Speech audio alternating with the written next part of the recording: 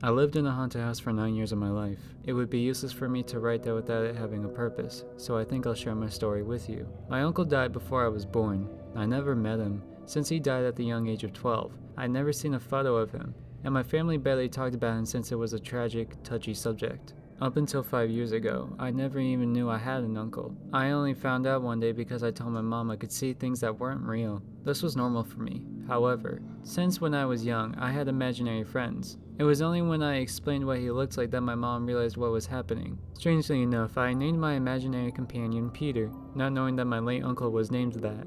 I told my parents exactly what he looked like, and I remember my mother's mouth growing wider. She was in shock.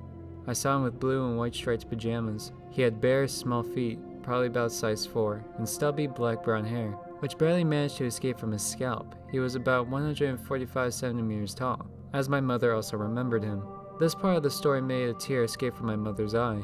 When I saw him, he was walking, frolicking across the hall, without a care in the world. When he was alive, when my mother was younger, her brother was in a wheelchair with muscular dystrophy. It had been his dream to walk like a normal person, and it once came true in the afterlife. Once I explained all of this to my parents, I finally felt like I could trust them. I felt like they believed in what I was saying, so I told them about the other strange happenings that I had witnessed. We had an old painting at the top of the stairs. It is one that my late uncle won in a raffle once. The painting was of a young boy in a crowded city. Each time you looked at the painting, it seemed like it would change. Either the boy would move, a facial expression would change, someone would disappear, etc. This didn't really worry us, because when has a painting ever harmed someone? But other things did. We had a huge mirror that spread all across our bathroom door. If you ever looked at it with the lights off, there would be a shadow in it. We sometimes made a joke about this, saying that a man was using the bathroom behind you, since the door was exactly the opposite from the toilet. We laughed for the first few years, but after a while we realized it was no joke. There was something in our home. Although it wasn't causing harm, there it was. Always there, never leaving. Another strange event happened. I have an older sister, 2 years older than me. When she was around the age of 7 or 8, we thought she was possessed. She was quite chubby for her age, in the nicest way possible. Yet in school when she was doing gymnastics, the school rang home, saying that there's either something wrong with her or that she is an amazing talented gymnast. As I mentioned before, she was chubby. She had never taken an interest to it, and never spoke of it. When she got home one night, she said to my parents, "Look what I can do," and put her legs over her head whilst holding herself up on just one hand. She then released her pretzel-like pose and started doing backwards flips. Once again, she was a fat kid. Imagine a chubby kid doing flips all over the room, and imagine the impact that would make. Yet another strange thing happened. It was definitely a lot of impact, since it made a crack in our wooden floor. The wood had completely split into two. My sister then fell through the floor, the broken splints of wood breaking through her skin. She smiled, as that would tickle, and she did not feel any pain. My mother started to believe her theory of being possessed once more. The strange part about it, when she fell and her leg plunged through the wood, there was a kind of groan. It was an aggressive groan. A flash of light flashed through the crack, and then disappeared, along with the groan. We never knew for sure what was haunting us, and why, but we think it was our Uncle Peter, because of a promise that my mother made with him that she broke. This is just a theory, however. My sister is no longer possessed and no longer chubby. We moved to a new house in 2009, yet our old house is frequently being sold again and again and again. The longest time that a family has lived there since we moved out was 3 months. Clearly other people had discovered the thing and are worried that it could harm them.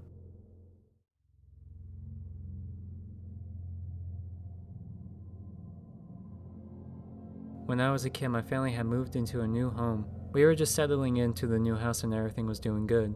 Until one night. Probably 2 weeks after moving in, I went to bed with a weird feeling about my room. I can't describe the feeling. I just felt uncomfortable and off.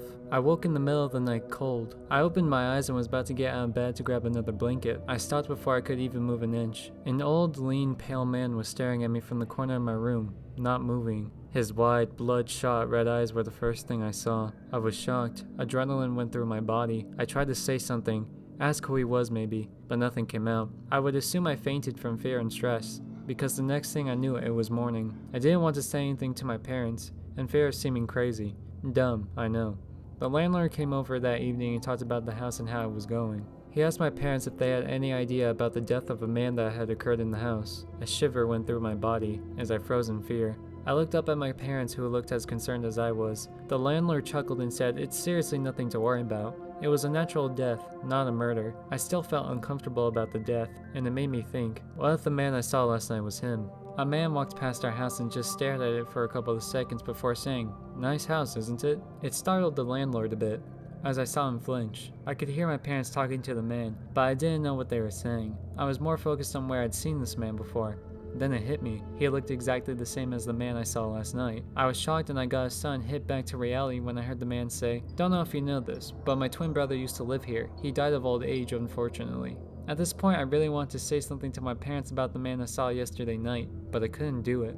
I didn't want to sound dumb. Later that night, we had a phone call from the previous owner's family. They just asked us simple things like if we had any questions and how it was going. I could hear the conversation since my mom put the call on speaker so my dad could talk to them as well. I was sitting on the couch playing on my Nintendo DS just listening to the conversation. I see the old owner has a twin brother. He walked past our house this evening. What's his name? My mom asked. The call went silent for a couple of seconds. I dropped my Nintendo DS. My body felt weak and I almost threw up. The previous owner never had a twin brother. A member from the family on the call replied, "The man I saw in my room that night and the man that walked past our house that day was the ghost of the old dead owner."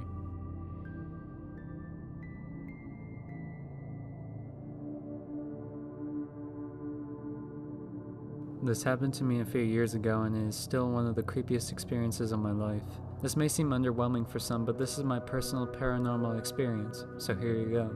My friend's dad passed away from cancer in 2010, and this was around 2013 to 2014. I think in the fall because the trees were dying at the time. I went to the movies with my girlfriend, my friend, and my girlfriend's friend. We were dropping her friend off at our house, but it was a bit of a ride because she lived away in the back of the woods. Anyways, we're all talking about the movie we saw and laughing and jamming out to music, but I noticed my friend in the back suddenly was quiet and looking behind us. I thought it was weird but didn't say anything. We get to the house and my girlfriend had to get something out of her friend's house. I don't remember what it was, but while the two girls were out of the car, my friend suddenly says to me, "This may sound weird, but I saw my dad in the woods. Like only 10 feet or so away in the woods, standing in the trees." I was blown away and said, "So is that why you were so quiet?" He just said, "Yeah. I feel really weird and just want to get home." I should probably mention at this point that he constantly said how his house was haunted. And weird things always happen, but none of us ever experienced anything. So we didn't really know what to make of it. So we dropped my girlfriend off and we head to his house. When you walk in, it's the family room. Straight ahead is the kitchen and living room. And to the left are 2 bedrooms and a bathroom in a cross-like pattern. His room was a doorway in the family room that led upstairs and was a renovated attic. I was waiting on the couch while he leads upstairs to get his stuff because he felt really uneasy and was going to crash at my place for the night. While I'm on the couch, I suddenly hear from the left where the crosshair of the rooms are very solid footsteps. It was a hardwood floor and there was no mistaking the heel to the toe movement. It sounded like boots heading straight up towards me on the couch. At this point I turn to get up and head to his room, which the door then flies open and he's in the doorway and says, "You need to come up and see this, now." I wasted no time getting up and springing up the steps. His room was a complete mess and not the way we saw it when we left, and on his bed was a photo of him and his dad. That went missing months ago. His mom and uncle, who both lived in that house, weren't even home that night, and later said they didn't even know the photo was missing. He then asked why I looked so freaked out when he opened the door, and I told him about the footsteps I heard coming right towards me. The creepy thing about this is that he heard them from upstairs as well. Needless to say, we got out of the house and slept at my place that night, and if it was real or not, I'm unsure.